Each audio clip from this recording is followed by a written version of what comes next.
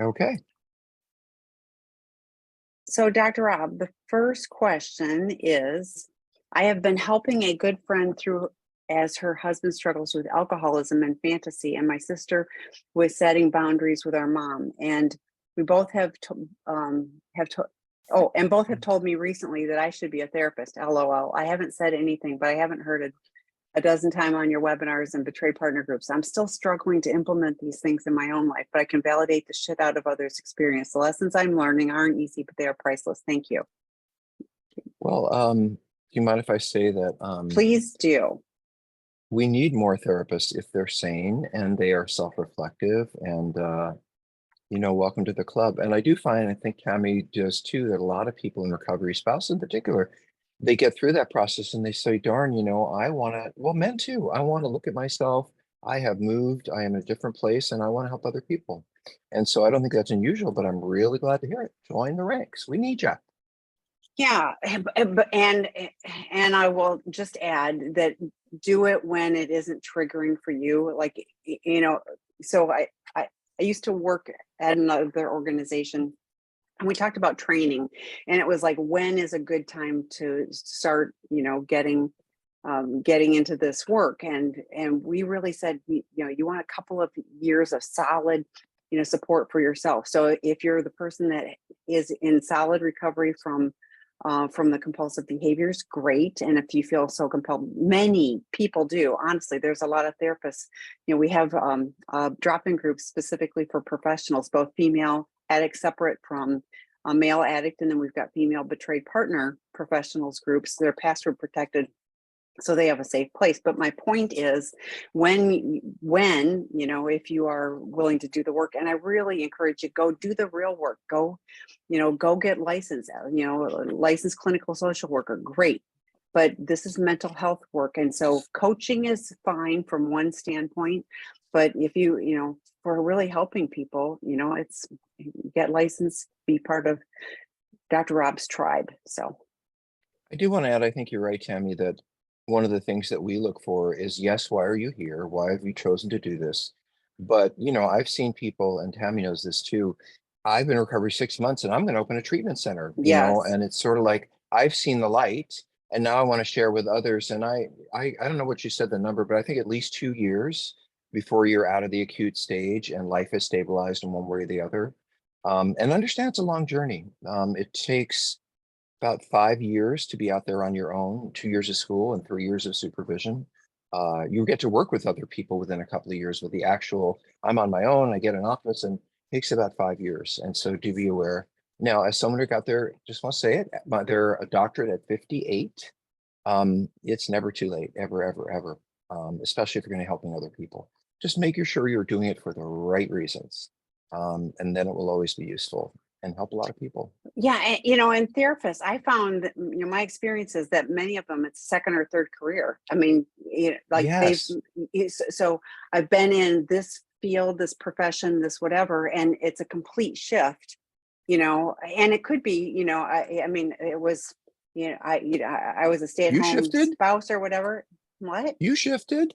You Well, were in I a different did, but part of I was, yes, a very different, but it doesn't matter. But yes, and then but my passion was always recovery work. I was in the business field and all of that, right. and I did good work. I value all of that, but I had an opportunity to move into the addiction recovery world, and I've been doing this now 16 years, and I really appreciate the ability, because I am passionate about this. Those of you who have called know this, because I get pretty passionate on the calls, but it's because I want people to get the help that they need. I want them to have the chance. We talk about our recovery. We are so fortunate, with the work that we've done. We did the work, but to have the benefits of it, have the relationships that we have, because we did the work. So it's valuable. All of that from a comment that you made. So thanks for making the comment, and look where it kicked off. So Yeah, I will just add one more thing, which is the average age of person in my graduate school class was about 42. And the oh reason wow. was there were a lot of moms who finished raising their kids and now they wanted to have their career. I had a lot of men who were done with financial whatever, and they wanted to have something that had meaning. So actually, we prefer in the field to have someone who has more life experience. It makes you, more seasoned as a person.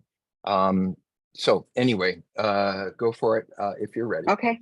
Yeah. So the next, and there's two of them from this person. So I paired them. My husband has been in treatment for 45 days. He comes home on Saturday. We've not had a therapeutic disclosure. It's been 4 months since discovery. We have a 7-year-old and a 13-year-old who think that their papa was at a wellness retreat, learning how to be healthier, etc. We are going to have a therapeutic separation. Do you have any advice on how and what to tell the kids? And any suggestions from the same person on how to express anger to your partner without shaming them? My partner asked that I not use him as a punching bag. I'm telling the truth with an angry tone in my voice. It's tough, it's a tough needle to thread. Any suggestions? Well, there's like 6 questions in there, for sure. So I'm going to start at the end, which is don't say something to your children you're going to regret. You may be out of anger later, you may be, or will move on from your relationship, but it's not your kid's job. In fact, that is how many of us got here, unfortunately, our caregivers used us, didn't mean to, but used us to support them. And we were the ones who got their frustration and anger. We need to make them feel better. It was in reverse. And so you do not want to put your kids in a situation where they are ever in any way going to feel responsible for your pain. You need to take your pain and anger, and this is why we talk about recovery groups, and this is why we run a betrayed partners class. You need to find a way to take this to you have it all, you get it all. I'm sorry you have it, but you have to take it somewhere else. And so you can say, Dad and I have been getting along. I'm kind of angry at him. Great, but your dad did this, or your dad did that, or can you believe when he does this, or that isn't really going to be helpful. It's going to hurt them more than it's going to help them. Now, if they say, yeah, I've noticed you're really angry at dad, are you going to leave? Which is also off the next question. You have to, I don't think so. We're trying to make things better, and I will let you know if there's anything, and so will dad, so, and he loves you just as much as I do. And what they're really afraid of is A, is it their fault? And B, are they going to get abandoned? I think those are the big questions. And it's not your job to let them know and have them support you. So I think that's a clear answer. They are not there to be your support, and that should answer the how do I deal with the anger thing, because you're doing it for them, or you're not doing this for them, I should say. It's the same with the therapeutic separation. I want to say I have recently talked to dads who were told, you're not going to see the kids, you're not going to have time with the kids, I'm going to let you. And who is that really fair to? And who does that, when we are therapists, we always think before a word comes out of our mouth, am I saying something that is helpful to my client? Am I saying something that is in their service? I could tell you something about my life, and I do often use stories, but you hear them on sex, love, and addiction. You hear them on the podcast, stories that I tell. But I don't tell them because I feel like telling a story. I want you guys to listen to me. I tell them because it's directly related to a way that I might help you. Otherwise, I don't say it. And the reason I bring that up is I think it also runs to your kids. Anything you say to them has to be in the service of them feeling safe, them feeling comfortable. I'll also say that one of the worst things about my upbringing is no one talked about anything, and it was like there were very difficult things happening, and everybody wanted to pay. No one talked about it. No one paid any attention. And I was sitting there as a kid saying, I know something's not right. Why isn't anyone talking about it? And so at the other end, you do have to validate and talk to them about their experience. By the way, their brother and sister, no matter how far apart they are, don't think that the 13-year-old hasn't talked to the 7-year-old, and they know everything that each other knows. They know what's going on. So how you talk about this really has to do with what they've heard. And I think we have a book that just came out in our field, right? About parents whose kids grew up with kids who grew up with sex addicts, and how they were affected as adults by having been told or not being told. So, we can type that in the chat and let you know about it. It's very helpful. And I would also go online, how to talk to kids about problems with mom and dad, how to talk to 7-year-olds, how to talk to, you're not the first parent who's had this question. And what the issue is about is less important than the fact that there is something going on, and you cannot pretend that there isn't. And by the way, dad didn't go away for, what was it? A wellness retreat. He just didn't. He went away because mom and dad have been working on some things, and he wanted to learn how to be a better dad and a better husband. That probably you should tell them. They know if you're not telling the truth. They know everything. Trust me. So Tammy, I know you have feelings about this, thoughts. You get Well, this a I do, lot. and so yeah, and I don't want to assume things, but we have it. This came in under a male name. We have a male betrayed partner drop-in group on Tuesday nights. That would be a great place for you. The anger we've got so many webinars.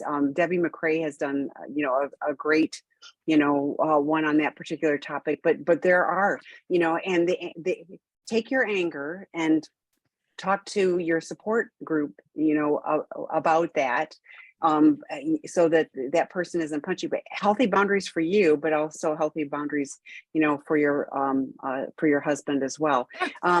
I want to go back to, if he's leaving treatment, the therapeutic disclosure, like all of that, like at our treatment program, and I recognize that he's not there, but at our treatment program, we have a family specialist. All of this would be discussed about what the plan is, moving forward. So I would lean into the resources, at that treatment program, how are they preparing the two of you, and what is the future?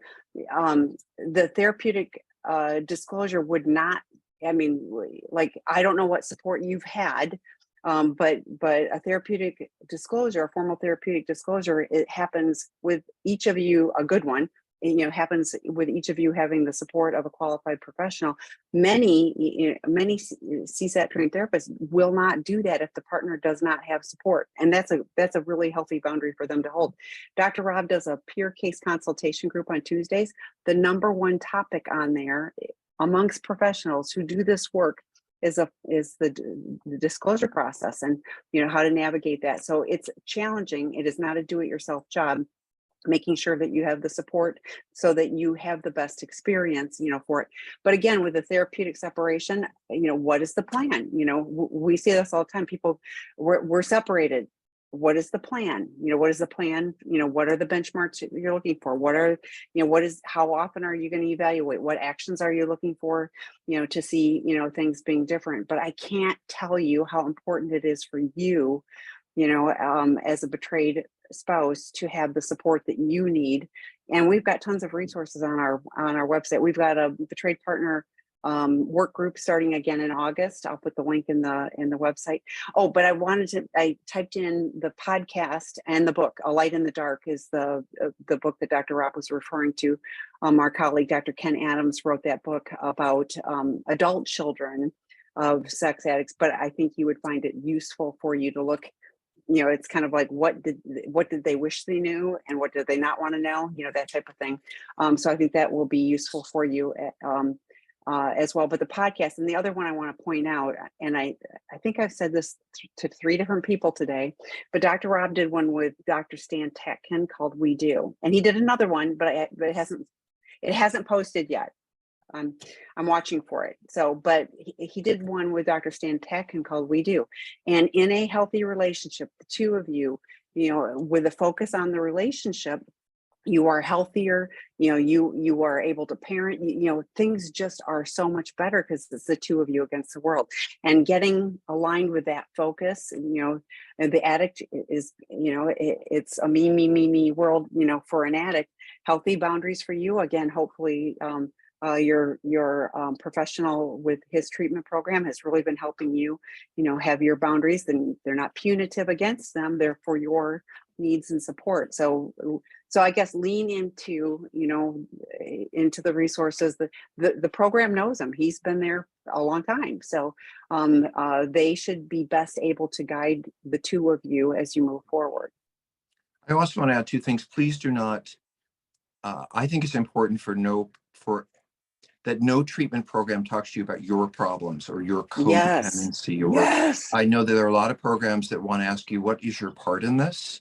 And Yes. this is why I wrote Prodependence, is because how could you possibly have a part in someone having sex with 30 sex workers and 3 affairs and masturbating, 5 hours? People can get depressed, they can get angry, they can be disappointed, but that isn't their only choice, is to go act out sexually. So be careful at some of the treatment centers. They're kind of old school, and some of them pull out that, copy that was made, 12 years ago on the copier, and they hand it to you, and it's about codependency. And I really hate when good treatment centers look at the partner, and instead of saying, I'm so sorry you've been through this and you've been so strong and so brave, which is what I believe and write about, they say, well, let's talk about your part. It just, even if you had an unhappy relationship, a lot of times to talk about that other than right in the middle of this crisis. The other thing, Cami, is if you notice that I was kind of looking around, I managed to drop my earbud on the ground and Lord knows where it is. So I'm just going to be talking to you like this, and maybe I'll find it later and You, maybe I won't. you're, I can hear you. There's no warbling. So that's good. And the Okay. good news is you didn't roll over it with your chair. So that's How good do you so far. know? How do Well, because I think I would have heard it, but we'll see. Okay. So here is the next one. I'm in a class to heal from betrayal trauma. Second D-Day was last July. Full disclosure has not yet occurred. We have been separated since last fall and have not seen each other at all since December. My boundary has been that I need him to be on a consistent path of recovery and honesty, transparency before I feel safe enough to be together in person.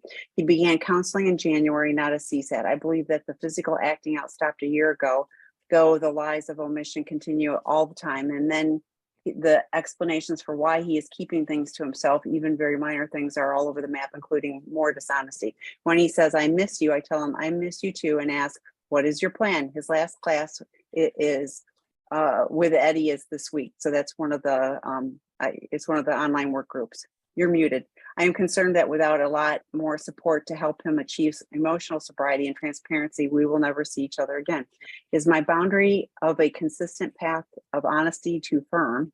I feel heartbroken that with every tiny move, hang on, there's probably more. Yeah, here's the rest of this one. I feel heartbroken that every tiny move toward each other is damaged with the continued lies, at which point I feel we are at ground zero and even further away. The love between us is very strong, but my hope for us at this point is at its lowest. So, Tammy, would you clarify the question? I see a couple in here, but I think there's one very strong one, which is, let me see if I'm right. When do we live together again? Or are the choices I'm making to sort of base whether we live together again, do they make sense? Or can you help narrow that for me a little So bit? the big question is my boundary of a consistent path of honesty too firm. And you know, some of this stuff is measurable and some of it is not. And so one of the one of my concerns is if you've not seen each other in more than half a year, how do you know? I mean, like, to me that would be, and this is just me, but I would feel way too disconnected, and pinning anything on a text or an email or something, like, I don't know, but to me, this is where getting professional help, like, this is a get professional help. Him finishing a work group. So let me be really clear. I love that he's in a work group, but this is, I'll use my really sophisticated term, a hot mess for him. If he's still, like, maybe he hasn't acted out, but he's still lying about everything. Out of the Doghouse is another work group that he could consider. But, like, to me, there hasn't been accountability. Did he do the Sex Addiction 101 or Porn Addiction 101 work group? Does he have a relapse prevention plan? We talk about not putting lies in the inner circle, but if that's in his middle circle and he's lying all the time, there's still too much in there that I'm reading, that he's not doing enough to get any kind of attraction in actual recovery, is what I'm reading. Now, I may be misreading it, but what do you see, Dr. Rob? The love between us is very strong, but my hope is at its lowest point. And I'm like, then I'm loving the idea of us being together, maybe not the reality, No, but am I I missing mean, something? I don't think that anyone can guarantee a path of consistent honesty. I could tell you I'm going to, but I could lie to you every single day. So your expectation that he's going to be honest with you. I mean, if I could get back with you, I would say, oh yes, I'm committed to a path of honesty. I'm doing this, I'm doing that. I think Tammy said it well, the proof is in the pudding. Does he have a sponsor? Is he going to 12-step meetings? All of that kind of stuff. I do think, and I feel strongly about this as a therapist, that you need a plan. These are the Yes. circumstances under which he would, and I don't usually recommend couples therapists early on because there's usually so much anger and upset. But this is, and not just any couples therapist, this is something to go to a CSAT for and say, we are in this place, because they know what questions to ask him that would make them feel. I think the longer you stay apart without a process in place, while you're sitting back and saying, well, if I see this and see that, I think you really need someone else who's a third party, this is my opinion, not to do therapy, but to say, here are the things that I would expect. I think most spouses, I don't know what the percentages are, Tammy, you know better than me, but I don't think most spouses immediately separate. I think there's a process where they see you do this and you do that. And, there's kind of a paired looking at each other and saying, okay, we're in a place where we are calm enough to begin to look at the relationship rather than I'm getting my support, I'm getting yours. In the beginning, it is about being separate. But in a question like this, so two things. Tammy and I, we both talk about once it's been 6-8 months, the chances for the relationship get worse and worse for it going forward. And so I do think if you have this question, and Tammy, TAMI, at seekingintegrity.com. I put that in because, Tammy, we know who the good therapists are. And if you live in Ohio or New York or San Francisco, wherever it is, we can usually say, here's somebody who's good at couples work. And no, we don't get kickbacks. We just, we've done this long enough, and both of us in different ways. So I think really seeing someone who knows what they're doing as a couple and saying, I want to move toward getting back together. And maybe you don't, maybe deep down inside, you don't want to be together, or he doesn't want, I don't know. But I think you need a third neutral party to begin to say, what are you doing? What are your expectations? And this is really a check the list. Are you doing this? Okay, I'm good. I feel good about this. Are you doing that? No, I'm not. That doesn't make me feel safe. And you go down that list and you begin, and then you check in with each other. So it is a process it feels like it's more about feelings than facts, and feelings are not going to inform the best choices. So are you doing the right thing or not? I don't know. I think that you need help with that, but I don't think we can answer that. I would need the two of you in a room. What do you expect? What do you want? What are you looking for? What are you doing? Like that. So anyway, that's my thought for you. Well, and you like the lies of omission. I mean, so is he coming to you within 24 hours and telling the truth? Like what is the agreed upon time frame? To do that, or is it always you're catching him? Because I just hear underworking. On any kind of recovery path for him, and you hoping that he somehow changes, but we have a treatment program. Like, just because he stopped acting out behaviors, he's a long ways from having any kind of real recovery. So email me, call me, happy to help. Well, and I would say this is also a perfect couple for me to do a consultation with, because I do 2-hour consultations, and I can sit down with the two of you and say, what's going on? Are you doing this? And she's been through that. And then this is the needle that I thread all the time. So that might be helpful. Anyway, right, Tammy, she has a million solutions and suggestions. And we can make these here, but I think making them more concrete, who, when, where, we can help you with that piece. Okay, so there's a really long one, and I'm trying to find out what the question is. Well, I don't. Oh, I see that. Yeah.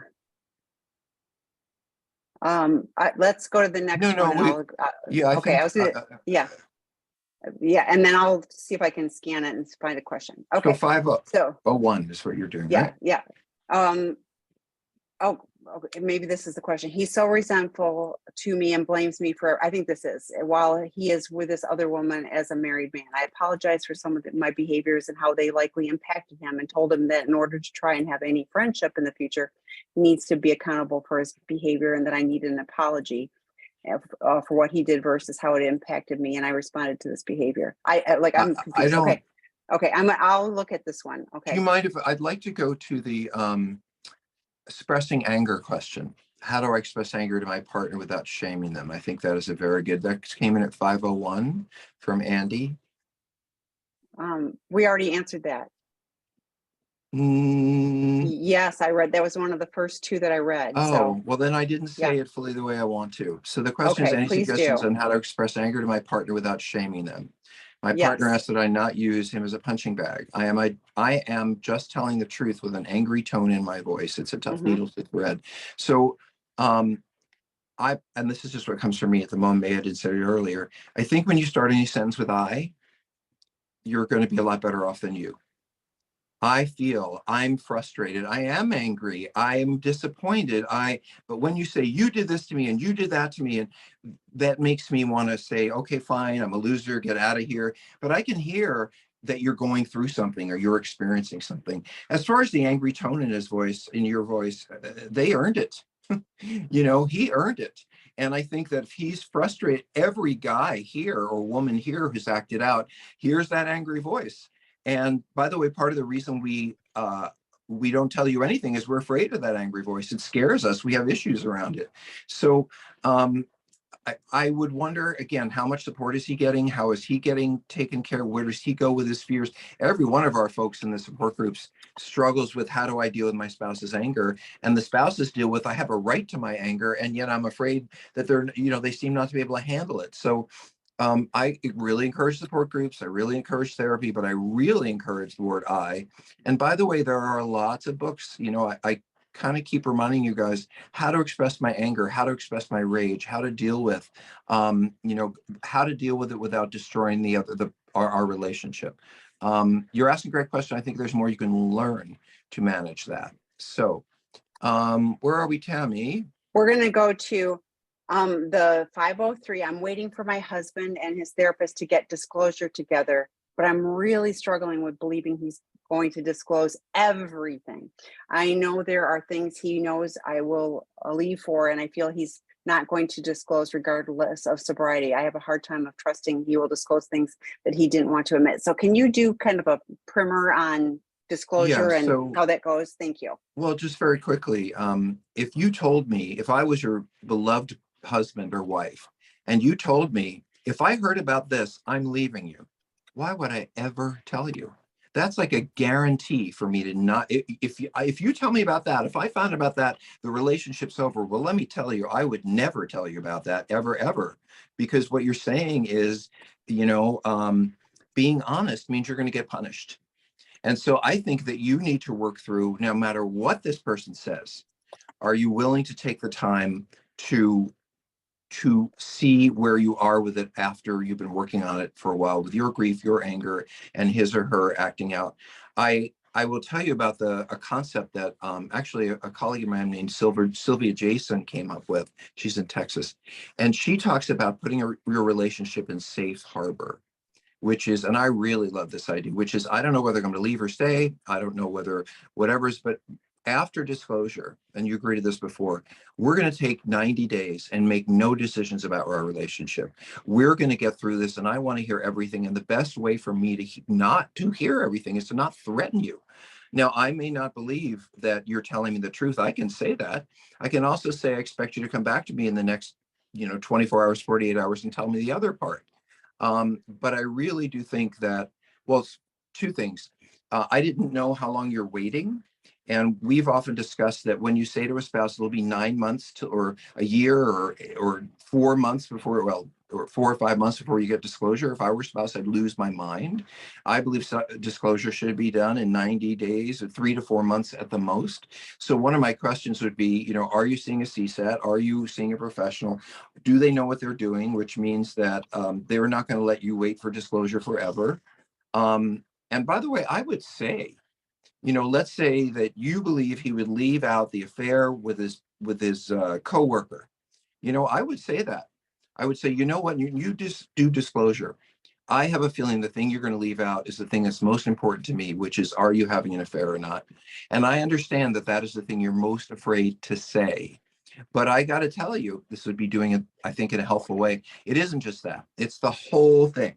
And there isn't one thing or the other that's going to send me out the door. It's you're lying, you're keeping secrets, but that is the one I really need to know about. And, can you trust? No. Do we lie? Yes. But we'll be much more in a place of telling you if we believe that we're not going to be punished. And you're saying, if you don't say that, I'm going to leave you, or if you say that, I'm going to leave you, that doesn't leave me anywhere to go. And I've heard lots of spouses say that, if this ever happens again, I'm going to leave you. And my response is, well, then why would I ever tell you?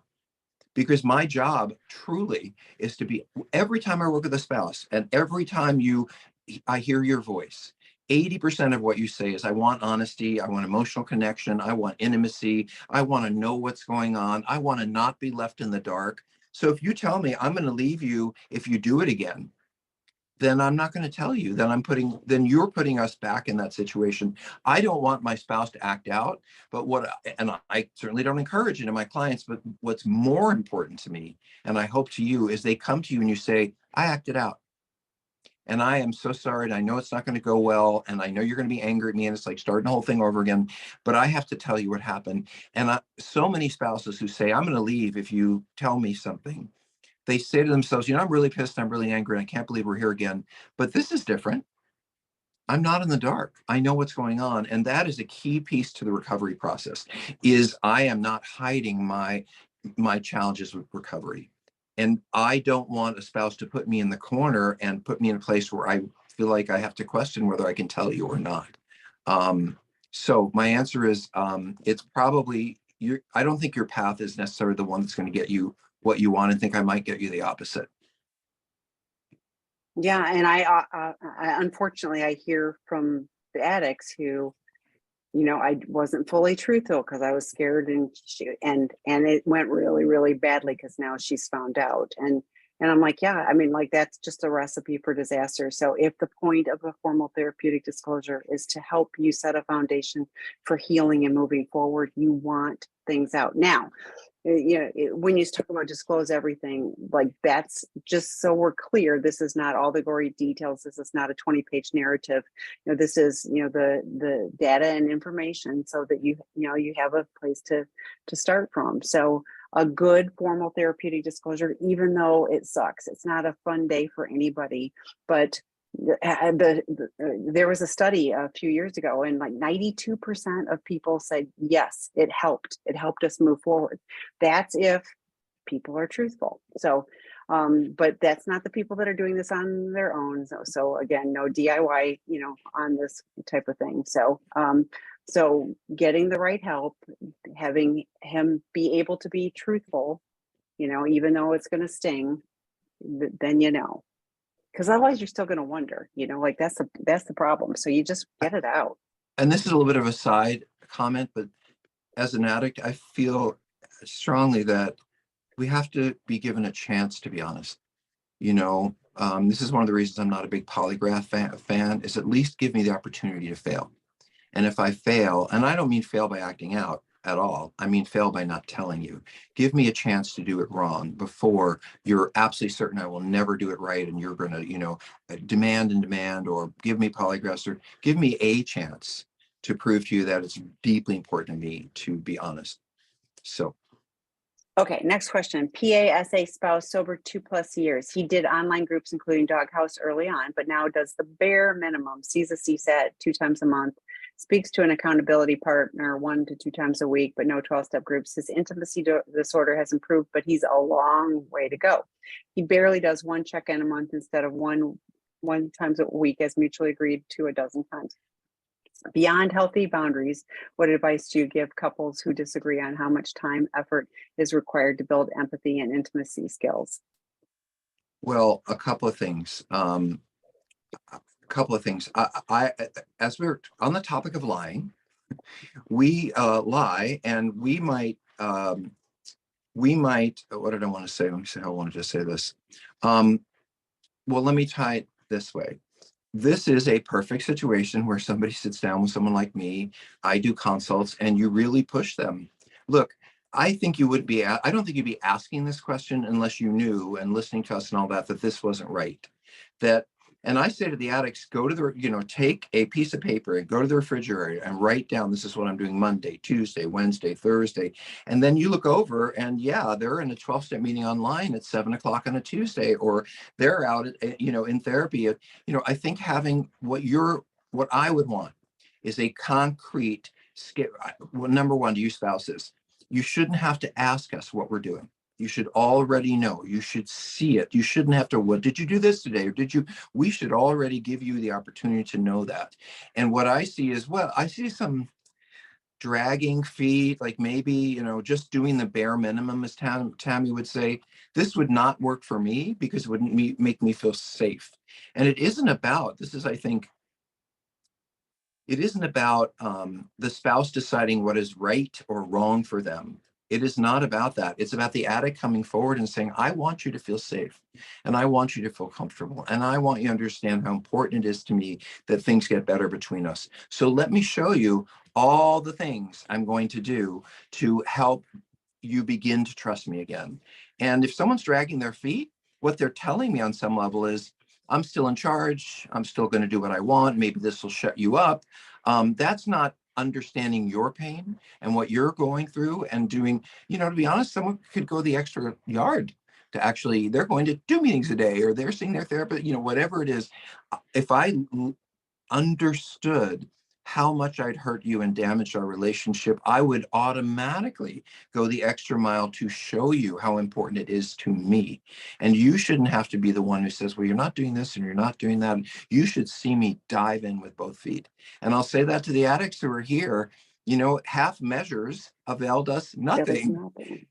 Do a half measure and see how far that gets you. And I find that far too many spouses, you're either in one place or the other. You let us get away with way too much stuff. Or as someone else said earlier, you're so enraged and so mistrusting that it's really hard for the relationship to move forward. And somewhere in the middle is where it needs to be.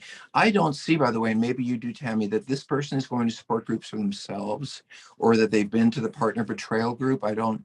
So in other words, are you doing things to learn from other spouses, what their husband or wife is doing, and how they're getting better and how they're understanding this? Or, are you with other people who are a little bit ahead of the journey and a little bit who are behind the journey? So you can understand how to define what leaves you feeling safe because you've heard them talk about it.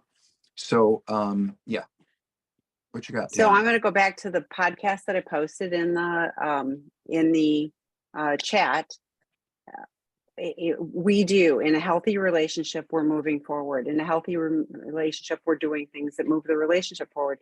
One of the things I wonder about, because at 2 years in, like, what do you need to do to disconnect so that his recovery is his recovery and you have a whole life without having to focus on him and his recovery? That would be one of the things. I do agree with Dr. Rob. I don't know what you're doing, for you to create that healthy support, connections and everything else. He's going to do what he's going to do. I think, I thought, and yeah, healthy boundaries is where I go, but it's also the story I'm telling myself. The story I'm telling myself when you don't, show up for the check-ins that you agree to is that our relationship our relationship isn't important to you.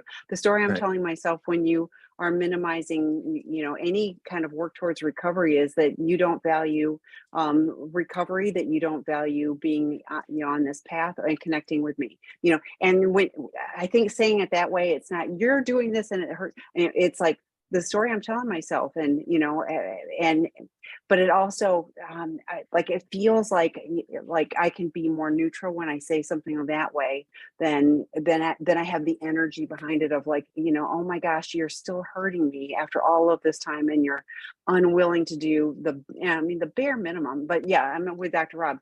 Half measures availed us nothing. We stood at a turning point. And I just said this, and I still go to my 12 step. I just said this in my 12 step the other day, is it's amazing to me that, addicts are one of the, oh, this is working really well for me, so I'm going to stop. Like the insanity of that.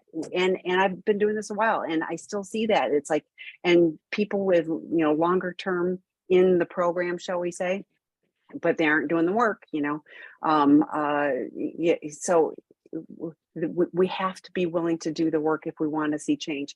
Otherwise, yeah, I mean, the chances of him not slipping, are I would be careful. I'm telling you this because I will think I'm going to say healthy boundaries, even though you said, but healthy boundaries for you. So regardless of what he does or doesn't do, how are you taking care of you?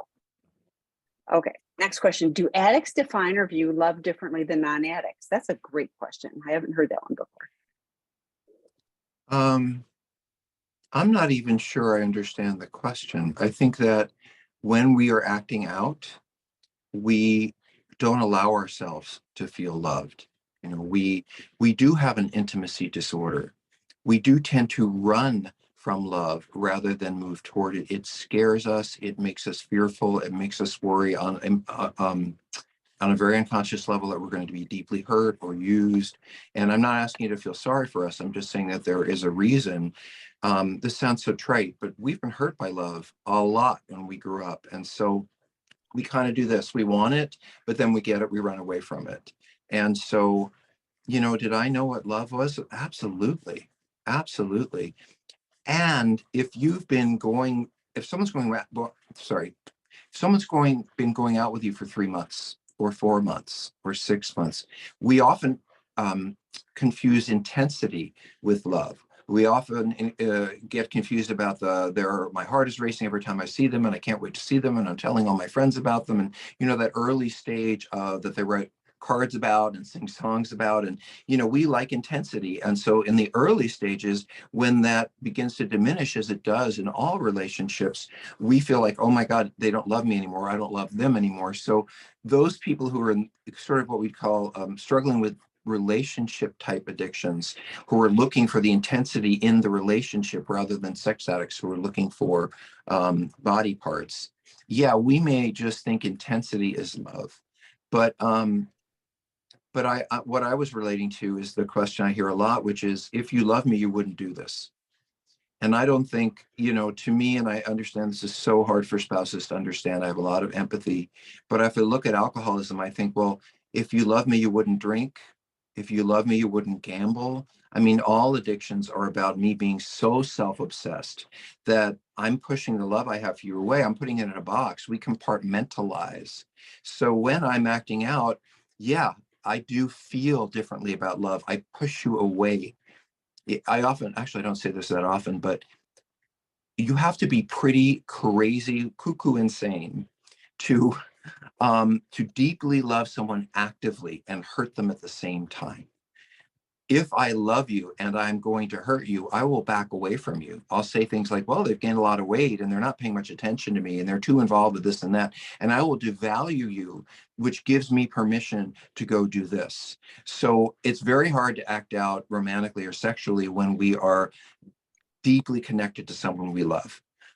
What we do when we want to act out is we distance ourselves from you and we put the love in a box that leaves us safe to go act out. So there's so many questions in there. It's almost like this is too broad to answer. But I can tell you, as an addict, I never stopped knowing what love was. I pushed it away. I avoided it. I didn't know how to handle it. But not knowing what it was, I think that's more than being an addict. I think that someone who truly does not understand what love feels like or love it's like to give it, they probably have a few other issues going on. But that's me.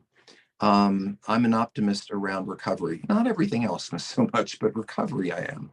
Tammy, and I think, I want to say to you, we have lots of questions and I want to buzz through as many as we can today, but do you have a quick response? Because it's a long My only question. quick response is, I get caught in a paradox where they say the addict says he really loves me, and I'm using pronouns, but but then he's doing all of these things, and I'm like, yeah, and I think both are true. That paradox of he loves in the best way that he can, but not that like you, I love and I mimic you a lot. Come here, go away, come here, go away. And that is so true. So. Intimacy disorder is an issue. Okay, yes. Next question, Dr. Rob. What if my addict truly thinks he's doing enough? He goes to 2 12-step meetings a week, but doesn't really work much on recovery during the week. He does a group therapy, but doesn't really reach out much or connect. But it sometimes truly feels like he's doing a lot, but does not get anywhere. Is it possible he can truly feel like he doesn't know what else he can possibly do? How do I tell him without being a bitch that he's got to put in more work? He's checking boxes and doesn't realize it. I've seen him cry because he doesn't know what else to do. He feels he's doing what everyone says he's supposed to be done. Well, the only thing I can say is this is again where I think outside counsel and outside feedback is useful. This is again a couple that I would see for consultation and hear the whole thing and say, I hear this and you're doing this, but I think you're missing, it's often very difficult for me to hear things like this from my spouse.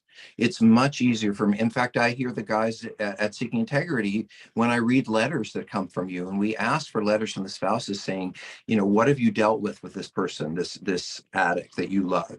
And the guys will hear it and they'll say, I've heard all that before. There's nothing new in there for me. It may be awful. It may be all this terrible stuff you've been through, but they kind of think they've been through it. But boy, when they hear somebody else's letter read and they hear the pain of that spouse, they can really, really hear it. So having a third party, this is what a therapist is for. This is, by the way, you're not a bitch. You may not know the right answers and you may be in great pain but please don't do that to yourself. This is devastating. This is soul tearing. I think that you can demand what you're looking for is to feel safe. And what you're saying is whatever you're doing, great. And again, this is back to the I thing. You should be doing this and you should be doing that. No, I don't feel safe. And I want more information and more help. Maybe I am being too hard on you. Maybe I'm not. Let's go see someone who can help guide that, because you don't always know, and he may not know either. So you're kind of picking at air, in some sense. I think you need something more concrete, and that will come with some objective third party who can guide you. This isn't, again, couples therapy. This is setting limits and boundaries so the two of you can begin to feel safe again. Yeah. Let's keep moving. I have a couple quick things on that. It's okay. We talk about 90 meetings in 90 days and 2 meetings a week. There was something I heard the other day and I can't remember, but it was like 3 meetings a week is so 2 meetings a week is less, and 1 meeting a week you're going to wash out. I'm going to try to find that. Yeah, it's a waste of time. And I don't hear what step he's working on, because just parking your butt in a meeting is warming a seat. It's not, and if it's all just passive, which is what I'm kind of hearing. It's all just passive. I love our podcast. Dr. Rob's podcast has had over 1.3 million downloads. It's great. But you know what? That isn't enough. If I'm just reading books and listening to podcasts, I'm not going to change. It's the connection and accountability. If he's going to group therapy, first of all, how often is he meeting with his sponsor? There's so much here. I hope he's listening to this. The recording will be posted too. But it isn't just about, yes, it's checking off the boxes. It's checking off the boxes until we start to feel the change and then navigating that. But, is he working with a qualified professional on an individual basis? What is all the, what is all that doing? So addiction is 24/7. So, me doing a little bit of work on a daily basis to not go back to that, such a good investment. Okay. Tammy, do me a favor. Would you type in, so that you hear that's going to be posted, but I don't know that everyone understands that what you're saying is that what this is turned into a podcast. And then it's turned into a podcast, and the webinar is posted, the video of you and I. Yes. But tell them how to find it. I think that they're both on our website, do that right now. Right? Yes. But you can go to YouTube and look us up. You can go to, wherever you find your podcast. But they both have a name. The one I do with experts and myself is Sex, Love, and Addiction. But the one Tammy and I do together has a different name, and it is called Overcoming Betrayal and Addiction. And it's on the link that I added to the chat earlier. You can find all kinds of great content. You can find it off of Seeking Integrity. If you don't remember anything else, if you're watching this later, Seeking Integrity, you'll find us. And I'll tell you one more thing, which amazes me about podcasts, but Tammy knows this.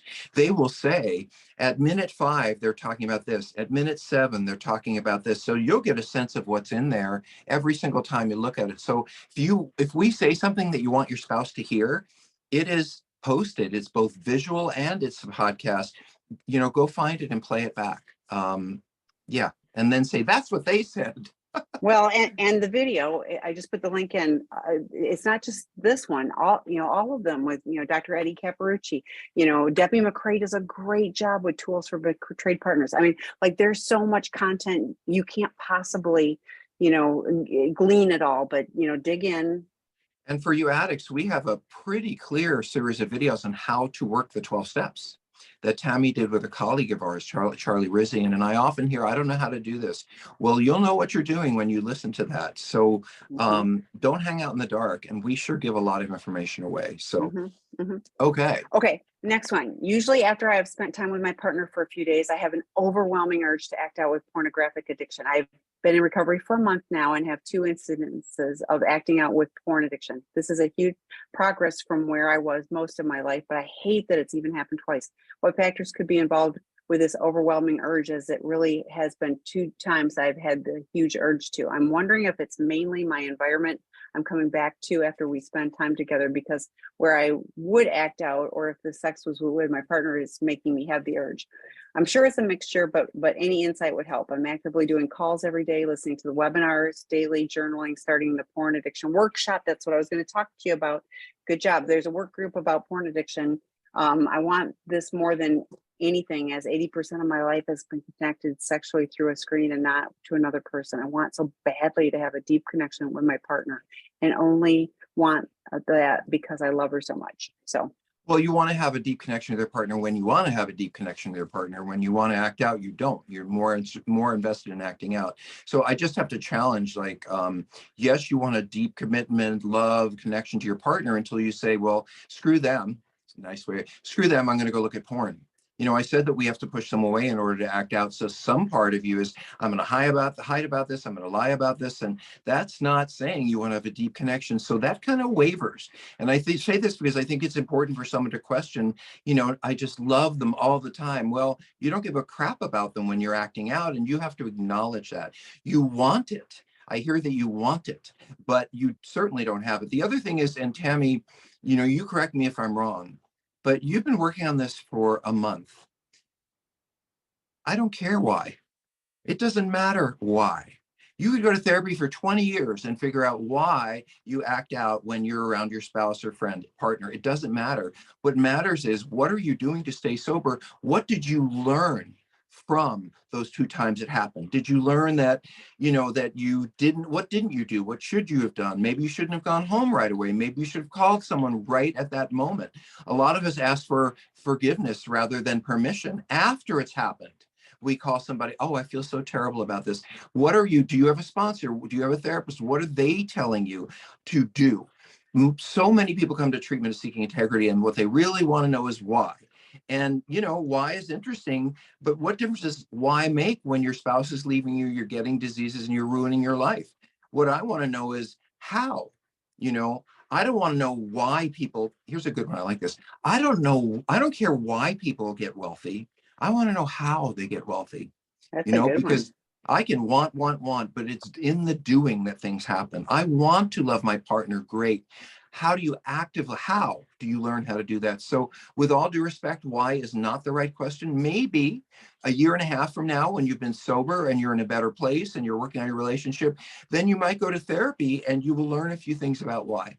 I will say one thing about why, and this is what we do in treatment. Some of you hate yourselves for what you do. Some of you think you are bad people for acting out as addicts. And I don't meet bad people because they don't come to treatment, and bad people don't show up here. They just move on.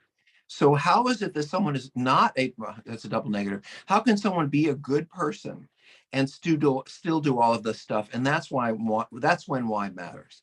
Because I can say it's not that you're a bad person, it's that you're a broken person. And it's not that you just were born on this earth to ruin people's lives. Difficult things happen to you, and you learn some really bad lessons. And I think in that way, the only reason for the why in the beginning is to keep me out of hating myself and more into, wow, yeah, you know, I had a lot of stuff happen, and no wonder I ended up here. And that's about all the why that I would want to do. Yeah, Tammy? Really briefly, because I know we got a lot of questions yet. The And we have 4 minutes. I know, but here's the deal. Like you say, I've been in recovery for a month. No, you have worked on stopping the acting out. Recovery is the process that takes 18 to 24 months. You are not even abstinent. You Right, know, you're still at it. so yeah. So Scott Brassard on the previously recorded, he did a great webinar on the cycle of addiction. That could be useful for you. That's more information. Reach out to me, find it on our website, but start with something like that. You're going to join the work group that will help you. Don't just listen in on stuff. I'm glad you're asking questions, but it's about connection. The more you connect, it gives you an opportunity and accountability. It gives you an opportunity to stop before you act out. Okay, so Dr. Rob, the I want next to say one question, more go thing ahead. really quickly. Filters. Mm-hmm. Online, when people go to through it seeking integrity, we ask them and work with them to put filters on their phones and on their computers, and that whatever every keystroke they make goes to someone else. It's not a good idea for it to go to the partner, but if you have enough people involved in your recovery, you will think to yourself, well, before I do this, someone's going to know. And after I do, and accountability is everything. So what are you doing to make sure that when you go online, you are protected in a way because you're never alone? Have you put a filter in your computer? Okay, and phone, all that. Yes, all the way around. Yeah, and not be the person with the password and the report. So Right. this person says, we did a support session with Jason and he told my partner that he hasn't fully surrendered to the recovery process. What does that mean? This partner is So asking. let me just say quickly that I do consults for 2 hours, but we also do support sessions. Tammy is one of those people, and you can call for half hour. I think it's half hour, right? And just get a We have 25 and 15-minute support sessions. right. I'll throw the link in This is the, not therapy. This it's is not therapy this at stuff. all. It's like, what do I Yeah. do and how do I do How it? can It's we very support you concrete. today? It's kind of Yes. like, I read the book, but I don't know what it means. Well, here's what it Mm-hmm. means. We're speaking from experience. I do therapeutic consultations. But in any case, Tammy, you should answer this question, because I bet a lot of people say, oh, I talked to Tammy about this, but I'm not sure what she meant. What do you recommend? Can they drop an email to Jason, or what can they do? But it hasn't fully surrendered. So Dr. Rob mentioned earlier, half measures availed us nothing. I use the picket fence a lot. If you're straddling the fence, it's a picket fence. And if you're going, oh, I still want to act out. I need to get in recovery. Oh, I want to love my partner greatly. And I still don't want to give up, giving my password. That's called straddling the fence. It's a picket fence and it hurts. It hurts. So that to me is what he was referring to, is it, until I'm willing. Dr. Rob talks all the time about, he can help. All they have to do is be willing. If they come to our residential program and they're willing, we can work with that. But if they're like, no, I still want to do all of the things I was doing, that's a challenge. Quick question for you, Tammy, and Mhm. probably how much is a half hour Sure. profession, if you Yeah, don't I mind put the link in saying? there. These are support sessions, not with Dr. Rob. They are not therapy. They are not Right. treatment. We're really clear. So a 25-minute session is $55. Okay. Or a 50-minute session is $95. So Okay, so they're let me low just cost say and they're that if I go to Olive Garden and I have dinner with somebody, it's going to be $55. And I am not telling you to spend money on us. Believe me, we are very busy. And if you don't know what he meant, call him back and say, we got to this point and I really feel good, but what exactly, not only for you, but for your partner, male or female, to hear, these are the things they should be doing. And this is why I said this. So I'd be surprised if Jason didn't give you a clue, but I can understand he listened to you for a period of time and he said, that's not recovery sounds like. You may not have heard what it does. And so, I would just reach out and, spend that Olive Garden meal on getting more information. I'm not down on Olive Garden. I don't mean to say that if no, you're a no, fan. no. Okay, so one more. Do you have time for one more? Yeah, of Okay, course. so addict sober 7 months. You've spoken about handling clients deep in shame. You stop them when they are on this track and refocus them on how others must be feeling and how their behavior affects them. This has not replaced my shame, rather it feeds it. I know my wife is suffering and in pain. My children have not had the best, and I'm emotionally distant from my relatives, and that my behavior caused all this. For me, this is all the more reason why I should be ashamed and undeserving of love or life itself. How do I separate these concepts while they are so inextricably linked? Um, all I can say to you is that, yes, we get triggered to shame, but the only solution is not to think of someone else.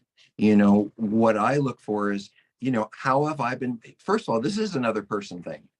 I'm feeling really ashamed. How do I, how do you think I'm doing? What is your feedback? All I can tell you is shame. Well, there's a couple of things. Shame is a useless emotion because all it does is make me think I'm so terrible, I'm so awful. And while you're feeling that, it is very hard. Maybe I can say this. It's very different to say, I know exactly how much pain that I've caused my family and they're so unhappy. And that's very different than saying, I can only imagine how vulnerable and alone my partner must feel. I can only imagine how sad and disappointed they are. You can't think about them and yourself at the same time. So the other thing I just want to say this is that shame for some people, when it's very consistent, is it can be a form of depression.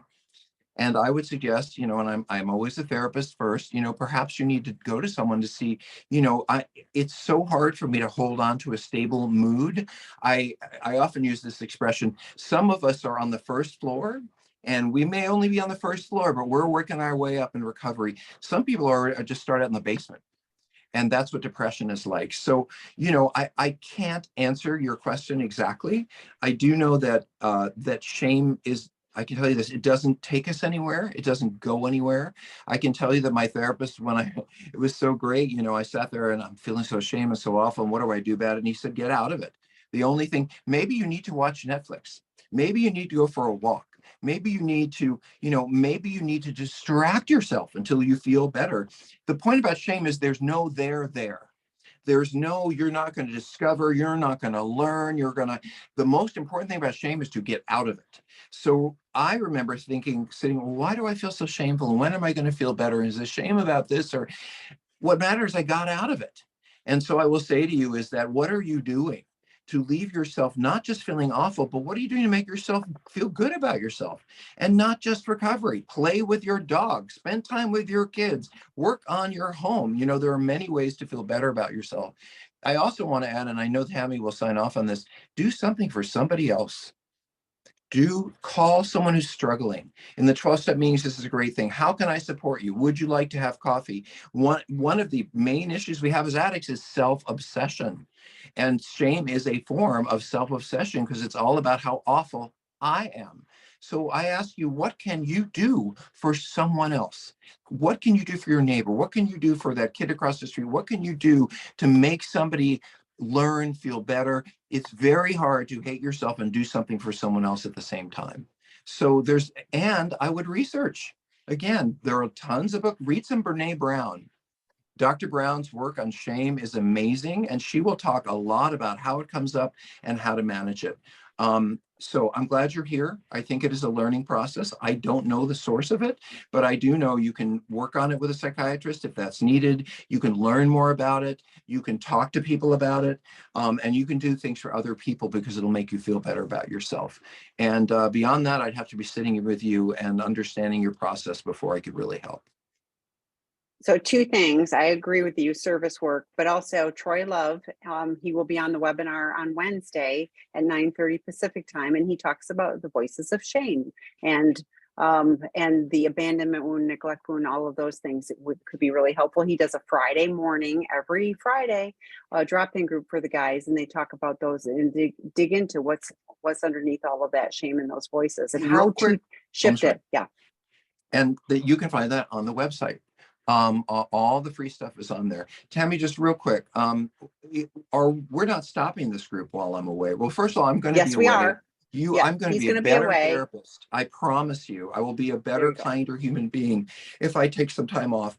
So I will be back on the 15th of August. No, the 14th is Monday. 14th is a Monday. So the next 2 weeks, there will not be a webinar at this time, but we'll be back in 2 weeks. So right. After 2 weeks. So we'll be back on the third week. So. And we'll be better people. Well, check out we update the calendar, with holidays and vacations and things like that. We have some different things, and we've got some special things, that we've added to the calendar too. So always check out we really try to keep that updated and accurate. So but we're not just talking about the whole process. We're just talking about this evening. Everything else goes forward. And Tammy's not going on holidays. We're just going to miss each other and not get to work together for a little while. All right. So come back. One more group I want to talk about. We have a new drop-in group that started just a few weeks ago, and it's for betrayed partners on Thursdays, moving on alone. And it's for some that have chosen to leave the relationship. It's for some that have been left, the addict has left. So it's only for betrayed partners. And for some that are considering, like we've had a couple of messages here that I think I want to leave. Check out the moving on alone. I think like while you're making that decision, and everybody has to choose for themselves, but that support group will be really Susan Anderson, and she does the Old Lady Posse on Tuesday mornings, and she graciously volunteered to do that one as well. And the first week we had like 41 women attend, so there was definitely a need for it. And if that's a fit for where you are at this point, please consider it. As always, like Dr. Rob said, Tammy, TAMI at seekingintegrity.com. Email me if you've got questions. So Dr. Rob, enjoy your time away. I'll miss you. And those of you here, come back again. Thank you. Yeah. Bye, folks. Have a great couple of weeks.